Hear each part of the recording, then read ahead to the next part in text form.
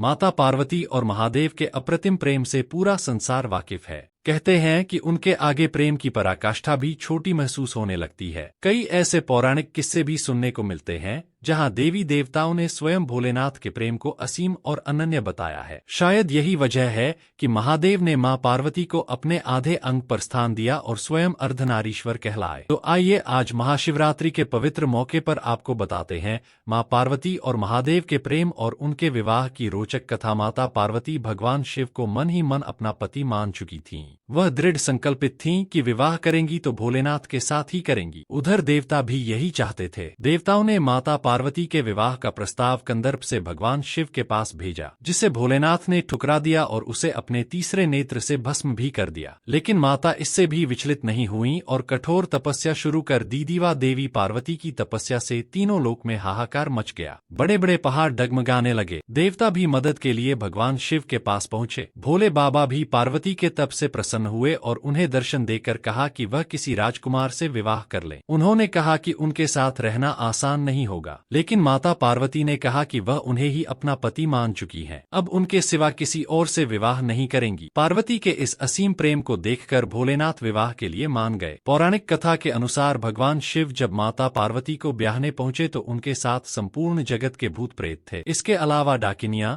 शाकिनियां और चुड़ैलें भी शिव जी की बारात में शामिल थीं। उन्होंने ने ही भोलेनाथ का भस्म से श्रृंगार किया, हड्डियों की माला पहनाई। इस अनोखी बारात को देखकर तो रानी मैना देवी यानी कि माता पार्वती की मां हैरान रह गईं। उन्होंने अपनी बेटी का विवाह करने से इनकार कर दिया। शिव के इस रूप को देखकर माता पार्वती ने उनसे आग्रह किया कि वह विवाह की परंपरा के अनुसार तैयार होकर आए। इसके बाद भोलेनाथ ने उनकी विनती स्वीकार की और दूल्हे के रूप में तैयार हुए। उनके इस अनुपम सौंदर्य को देखकर रानी मैना देवी चकित रह गईं। इसके बाद सृष्टि रचयिता श्री ब्रह्मा जी की मौजूदगी में देवी पार्वती और भोलेनाथ का विवाह संपन्न हुआ। पौराणिक कथाओं के अनुसार शिव पार्वती के विवाह की यह तिथि ही महाशिवरात्रि है। कुंवारी कन्याओं को मनचाहा वर मिलता है। इसके लिए विद्वान जन बताते हैं कि कुंवारी कन्याओं को इस दिन नित्य कर्म से निवृत्त होकर व्रत करना चाहिए। इसके बाद किसी भी ऐसे शिव मंदिर में जाएं जहां पर शिव पार्वती एक साथ विराजते हों। पार्वती जी को सुहाग का समान अर्पित करते हुए पार्वती और शिव कहलाई। साथ माता पार्वती का भी आशीर्वाद मिले। शिव को लाल रंग कलावे से 7 बार बांध देना चाहिए। इसके बाद शीघ्र विवाह की प्रार्थना करनी चाहिए। वहीं सुहागिन स्त्रियों को इस पूजा से अखंड सौभाग्य का वरदान मिलता है।